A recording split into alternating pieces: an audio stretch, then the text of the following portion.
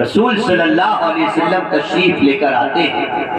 آپ کی آمد سے قبل ساری کائنات میں ظلم و ستم عام ہو چکا تھا، بچیوں پر ظلم ہوتا تھا۔ آج انسان کہتا ہے، آج اسلام نے بچیوں کو چار دیواری کے درمیان میں محدود کر کے اور گھر کے اندر باندھ کے ڈال دیا ہے۔ یہ تو باہر بھی نہیں جا سکتی ہیں، یہ تو شاپنگ بھی باہر نہیں کر سکتی ہیں، اور خواتین کو، بچیوں کو مقید کر کے رکھ دیا ہے۔ بچیوں پر بڑا ظلم کیا اسلام نے، کسی کے سامنے بھی نہیں آ سکتی۔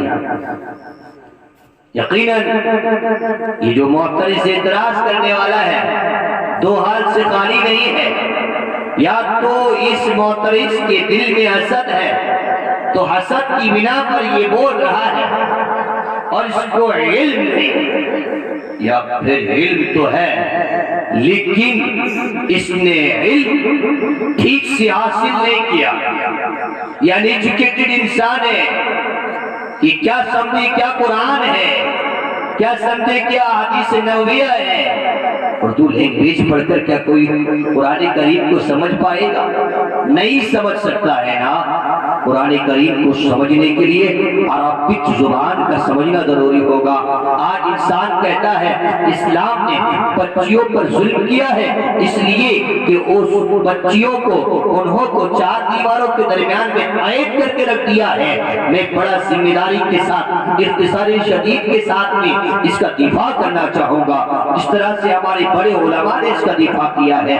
یقیناً آپ جو کہہ رہے ہیں محترم معترض صاحب، آپ غلط کہہ رہے ہیں۔ آپ کو اسلام کی نالج نہیں ہے، آپ کو اسلام کی تعلیمات نہیں ہے، آپ کو ٹیچنگز آف اسلام حاصل نہیں ہے۔ آئیے آپ ہمارے پاس آئیے، ہم آپ کو بتاتے ہیں اور طلباء کرام کو پڑھاتے ہیں، بخاری و مسلم پڑھاتے ہیں، پڑھاتے ہوئے یہ بتاتے ہیں کہ یقیناً رسول کائنات صلی اللہ علیہ وسلم جب دنیا میں تشریف لے کر آئے تھے تو حقیقت تو یہ تھا جو معترض کہہ رہا ہے کہ بچیوں پر ظلم اسلام نے کیا ہے، حقیقت تو یہ ہے، حقیقت تو یہ ہے جو اسلام کہتا ہے، حقیقت تو یہ ہے کہ بچیوں پر جو ظلم ہوتا تھا کانوا یعیدون البنات، یہ لوگ جو ہوا کرتے تھے بچیوں کو زندہ گردور کر دیا کرتے تھے۔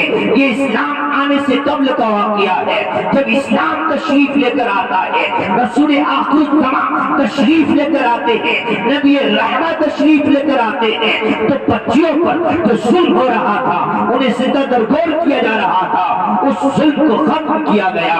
ان ظلم کو ختم کرنے کے بعد ان بچیوں کو اسلام نے رحمت بنایا ہے اور ارشاد فرمایا ہے بچیاں یہ تمہارے لیے رحمتیں ہیں، بچیاں یہ تمہارے لیے رحمات ہیں، تمہارے لیے برکات ہیں، تمہارے لیے عذاب سے بچنے کا سبب اور جنت میں داخل ہونے کا ذریعہ ہے۔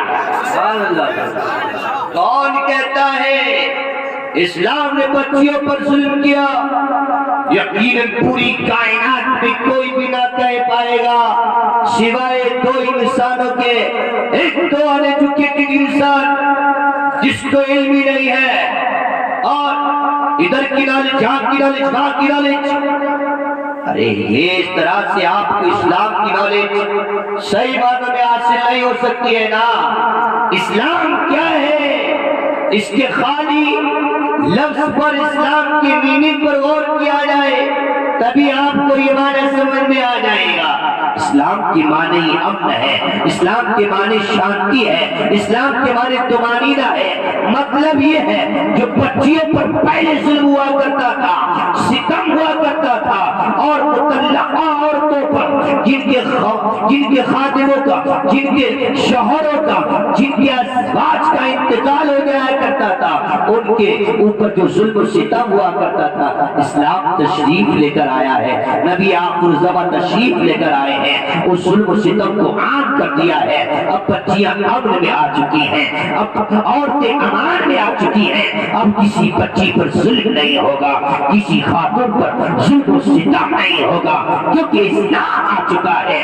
جہاں اسلام ہوگا وہاں امن ہوگا، اور جہاں امن ہوگا وہاں اسلام۔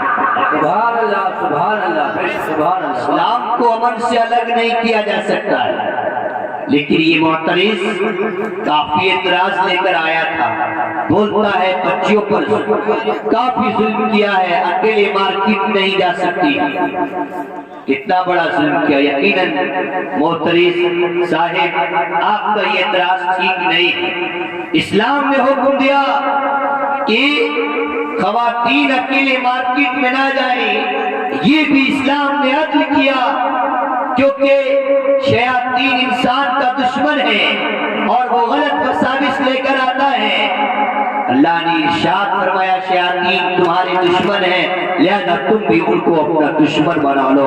اور شیاطین شہوات لے کر آتا ہے، برے برے وسوسے لے کر آتا ہے، اور جن میں بھی برے لوگ ہوتے ہیں اور انسانوں میں بھی برے لوگ ہوا کرتے ہیں۔ اسلام نے حکم پردے کا دیا ہے تاکہ بچیاں پردے کے ساتھ میں رہیں اور وہ تقوی پرہیزگاری کے ساتھ رہیں۔ اگر باہر جانا ہے تو اپنے کسی رشتہ دار کے ساتھ میں جائیں، اپنے والد کے ساتھ جا سکتے ہیں، اپنے بھائی کے ساتھ جا سکتی ہیں، اپنی والدہ کے ساتھ جا سکتی ہیں، اپنے پیرنٹس کے ساتھ جا سکتی ہیں، اپنے فادر کے ساتھ جا سکتی ہیں، اپنے برادرز کے ساتھ جا سکتی ہیں، اپنی سسٹرز کے ساتھ جا سکتی ہیں، لیکن تنہا جائیں گی تو ان کے لیے فتنے سے خالی نہ ہوگا۔ اسلام نے فتنے کا دروازہ بند کر دیا تاکہ انسان زندگی انسانیت کے ساتھ گزارے، انسان زندگی تقوی کے ساتھ گزارے، پرہیزگاری کے ساتھ گزارے۔ پھر اسلام آتا ہے، امن آ گیا، امان آ گیا۔ رسول صلی اللہ علیہ وسلم تشریف لائے، ساری کائنات منور ہو گئی۔ آپ صلی اللہ علیہ وسلم تشریف لے کر آتے ہیں، ساری کائنات نور سے منور ہو جاتی ہے۔